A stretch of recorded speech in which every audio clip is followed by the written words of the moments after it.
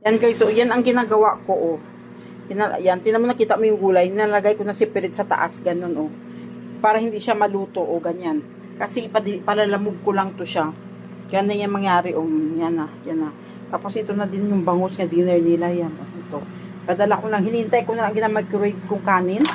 Kasi kanina umaga ko pa sinaing yan, marami kaming kain, sinaing ko kanina, daming kanin.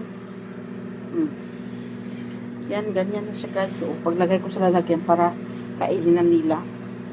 Tapos yung natira dito na sa amin. Yan, ayan oh. Hi mga kabingkay, welcome back to my YouTube channel. For today's vlog, ang ating lulutuin ay sinigang na spare ribs. Ito mga spare ribs ko guys. So, ito siya, nahugasan ko na to pero pakuluan ko muna siya sa kasirula ko. Ayan, tubig ko. Pakuluan ko muna siya. Unang kulo, itatapong ko. Para tsaka ako maglagay na naman ng pangalawang tubig. Tapos itong aking mga ingredients. Labanos, kamatis, sibuyas. Ito guys, yung gabi ko naka-freezer siya, matigas kasi pag yung mga gulay marami sa amin, binabalatan ko na lang tapos ilagay ko siya sa freezer, nakatambak na siya sa freezer. Tapos ito kangkong, Chinese kangkong, ito yung binili ko noon sa nung Saturday doon sa Arangke. Tapos ito okra, galing naman ito sa Ilocos, ang okra. Yan. Tapos ito naman ang Chinese kangkong ko. Ito mga spare ribs ko. Alam mo, wala naman sikreto sa pagluluto ng sinigang eh. Ang mas masarap na sinigang pag marami ang sibuyas at saka kamatis. Yan lang. Walang sikreto sa pagluluto niyan guys. Ang sikreto sa nagtitimpla na lang. Yan yung baboy, oh. Ngayon, ilagay ko na siya sa kasirula kasi kailangan yung baboy nyo malinis ha. Yung wala na siya dugo-dugo. Kasi pag may mga dugo pa yung mga baboy nyo, yun yung malansa sa sinigang, di ba? Kahit anong luto mo, pag hindi yung nakuha ang mga dugo-dugo sa baboy, malansa siya kahit anong luto ng baboy. Tapos ito ngayon, pakuluan ko na siya. Ilagay ko na dito sa kasirula. Kasi ang unang kulo niya, itatapon ko. Yan. Para lang i-blanch ko lang siya sa tubig, yung unang kulo. Tatapon ko siya. Para matanggal talaga ang mga lansan niya. Ganyan ako pag nagluto ng sinigang. Pinakuluan ko saglit, kahit mga 10 minutes lang. Basta pag kumulo na siya, tsaka patayin. Tapos i-drain ko na siya. I-drain ko na ang tubig niya doon sa lababo. Yan guys. Maulang hapon dito ngayon sa amin, oh.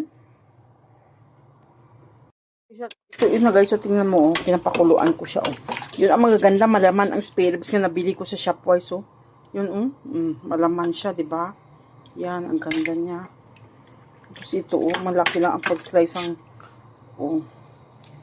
O ngayon siya, di ba, oh, tanggalin natin yan ang mga bula-bula yan. Hindi ko na siya tanggalin kasi itapon ko naman ang tubig nito, eh. Yan, oh, kasi hugasan ko pa siya. Yan. Pag kumulo na ito, tapos itapong ko, hugasan ko uli ang baboy. Tapos igisa ko lang siya sa kunting-kunting mantika lang. Igisa ko lang, buhayin ko ng aking apoy kasi ang dami na ito, hugasan ko na to siya. Bago ko isalang na naman, hugasan ko tong aking baboy. Tapos itatapon ko ang tubig. Kasi unang kulo niya to eh. Pumulo na para matanggal yung mga dumi-dumi niya, no. Yan kasi ang hindi mo yan tinanggal yan. Yan ang nagpapalansa sa mga niluluto mo. Kahit mga nilaga or sinigang. At kahit ano pang lulutuin mo. Basta kailangan natanggal yung mga bula-bula na yan, no. Ngayon ito, patayin ko ng apoy ko kasi huhugasan ko ng aking baboy para mas malinis pag naluto mo na. Yan, ito na siya guys, malinis na ang ating baboy. Yan, ang ating baboy malinis na. Magisa na tayo ngayon ng ating, naglagay na rin ako dito ng mantika sa aking kaserola. Igisa ko kunti lang ang mantika ang linagay ko. Igisa ko lang ang sibuyas. Yan, oh. Bali dalawang sibuyas na ang ginamit ko. Pansahan na lang ito guys. Hindi ako yan, oh, dalawang sibuyas lang ang ginamit ko. Yan, oh. Yan. Basta lang lalabas lang yung amoy ng sibuyas. Okay na sa akin.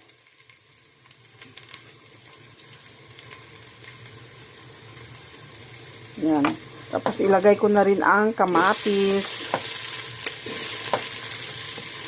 Yan. Kamatis na ilagay na natin. Para siya maluto na. Kasi maaga ako nagluto kasi ipauwi ko pa sa Binondo. Sa angkor yung pagkain nila. Yan. Gaulan ngayon dito. Tingnan mo ang bango na lumabas na yung ang lasa ng sibuyas at saka kamatis. Oh. Next, ilagay ko na siya ang baboy. O, tingnan mo yung baboy, yung laki. Spare ribs to yun. Ang ganda, puro malaman. Lagyan natin ang baboy.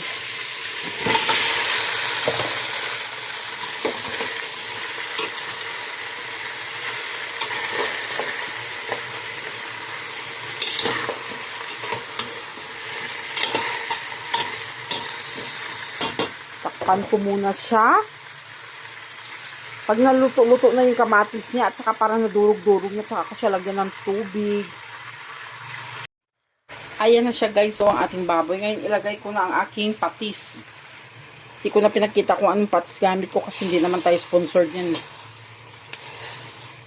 Hindi ko muna ubusin kasi metik na ko. At saka itong aking pang-asim sinigang. Dinagay ko na dito kasi hindi naman tayo sponsored kaya hindi ko na pinakita ang pangalan niya kung ano ito. Tapos ito ang aking sili. Oh. Yan na, ito na siya. Oh.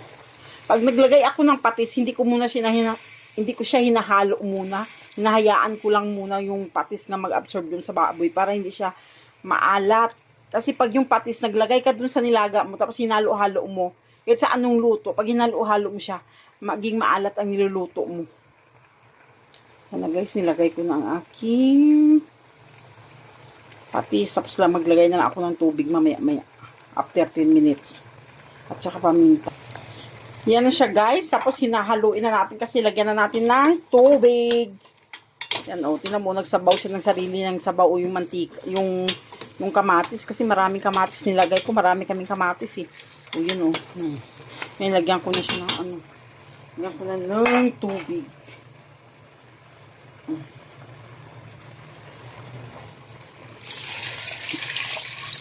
Lagyan ko ng tubig yan. Lagyan ko na. Tapos, hayaan ko muna siya magkumulo. Tapos, ilagay ko yung mga gulay. Yan. Hayaan ko muna siya. Takpan ko muna siya. Kumulo. Pagtapos kulo. Pag lumambot na, malambot na ang baboy. Tsaka ko naman ilagay yung mga gulay. Yan na guys, oh. Nakatakip siya. Buksan na natin, ha. Kasi ilagay ko na ang ating. Yan. Ito na siya guys. Oh, yan. Pero hindi pa siya malambot na siya. Pero ilagay ko na ang gulay mamaya. Paglagay ko ng gulay, pag naluto ang gulay, hanguin ko na lang siya. O yan. Lagay natin ang gabi. Ilagay natin yung labanos. Yan o. Nagasan ko na to eh. O yan, lagay natin labanos. Tapos, ilagay din natin yung okra. Sabay-sabay na yan. Pag naluto na, tanggalin ko lang siya sa kasirula, tapos lagay ko sa plato para palambutin ko uli yung baboy. Saka ko ilagay yung kangkong. Yan lang guys, yan na. Marami ako nagawa habang nagpapakulo ako sa aking sinigang. Ayun, ibuhos ko tong aking patis nga tira. Yun lang. Takpan ko siya uli para kumulo. Yan na guys siya, tinanggal ko na ang takip, tapos luto na yung okra oh. Ang ginagawa ko pag nagsinigang ako, pag hindi pa luto ang ibang gulay, tanggalin ko yung mga luto na at saka itabi. Para pagkatapos sa taas, toppings ko na lang siya, 'di ba? Green na green siya kasi mahirap na pag hindi mo tinanggal, sobrang luto siya, hindi na siya green. Yan oh. Diba alam mo magkaaway yung gabi at saka labanos sa sinigang. Kaso ako paborito ko ang labanos. Kailangan may labanos sa sinigang. Hindi yan magkasundo ang gabi at saka labanos eh. Yan o. Tanggalin ko lang yung mga gulay o. Kasi pag naluto na, para ganun pa rin, green pa rin siya, maganda tingnan. Tapos itapins ko na siya pag naghain na ako. Madaling luto na ito kasi ipadala ko pa sa Lalamove. Kakainin pa dun sa kabilang bahay. Yan. Yan. Hanapin ko ibang okra. Ito yung ibang okra yan. Yung Yung labanos at saka yung gabi hindi pa luto. Yan o. Yan ang gabi o. Kaya guys, pag may mga gulay kayo, mga tira, mga kalabasa, pwede nyo siya balatan kaya ilagay sa freezer lang. Kanyang ginagawa ko para hindi masayang. Kasi ang mahal ng gulay ngayon. Tapos lagay ko yung mga stem ng kangkong. Pag naluto naman siya, tanggalin ko na naman. Kasi ito yung leaves niya oh. Yan, ito ang leaves niya. Kaya ito ang stem. Yan, ito ang leaves niya. Kaya ito ang stem niya. Yan. Takpan natin. Ay, lagyan ko pala siya ng powder pa. Powder na paminta. Hindi ko pa nalagyan.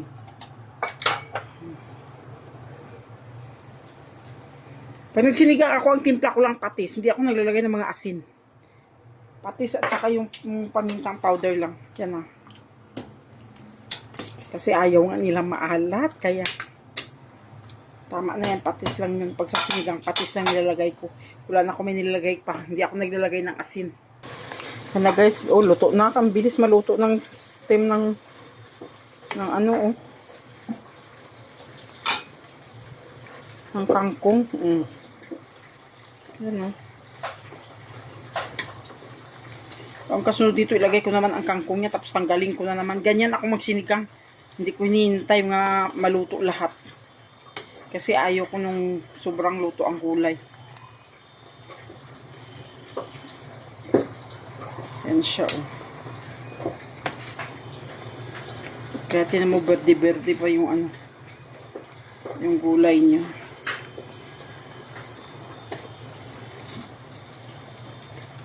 Yan. Yan na siya guys all. Di pa naluto yung aking labanos. Ilagay ko na ngayon ang yan, ganyan ginagawa ko pag sa sinigang. Ilagay ko na ngayon ang kangkong niya oh. Para hindi siya masyadong maluto ang gulay niya. Maging green-green ka. Mamaya tatanggalin ko. Lagay ko ang isang sili. Tapos tanggalin ko na naman pag naluto ang gulay. Ang kangkong. Ang labanos, hindi pa masyado. Oh. Tama lang yan mamaya. Parang ginablance mo lang ang gulay mo dito sa sinigang. Oh. Ganyan lang siya oh. Ito na oh. Yan na. Yan ang ginagawa ko. Kasi pag pinatagal ko sa kaldero, sobrang luto. Hindi nag-green ang gulay mo. Yan na oh. Ganyan na. Luto na ang kangkong ko. Tanggalin ko na siya. Ilagay ko na dito oh. Yan. Ganyan lang. Sa habang nagsisinigang ako, marami ako nagagawa. Ay, nakaslice na ako ng papaya. Nakaprito na ako ng bangus. Nga, padala ko sa Binondo. Ayan.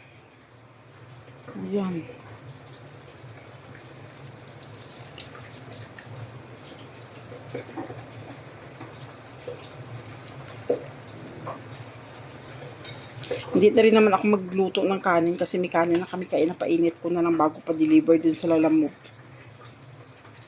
Yan na guys. Tapos ilagay ko na ang aking pang-asim sinigang. Hindi naman tayo sponsored dito kaya hindi ko na ipakita kung ano siya. Basta pang-asim. Asim kilig! Yan, basta ganyan siya guys. Asim kilig lang siya guys. Hindi natin pakita. Hindi naman tayo sponsor niyan. Baka naman.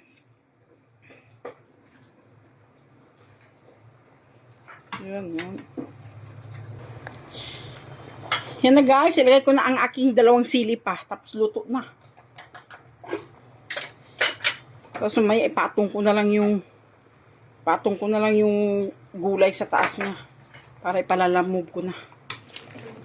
Ayan na, luto na aking sinigang. Tinan mo. Luto na. Yan lang guys, sa aking sinigang. Luto na. Kain tayo guys. Ang sarap ng sinigang ni Bingkay. Yan, yan ang gulay ko. Tinan mo ang gulay ko. Yan. Ang sarap. Green-green siya.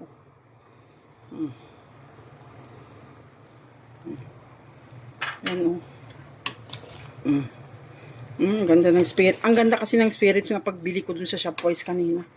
Talagang pinakat ko siya pang kasi ayaw nila ng buto-buto. Yan. Yan. Tignan mo ang ganda oh. Sinigang. Ano, Luto na siya, guys. Mag-ayos na ako. Ilagay ko na sa mga baunan nga babasagin para ipalalamog. Maraming salamat, guys. Yummy. Yan oh. Maraming salamat, guys. Thank you.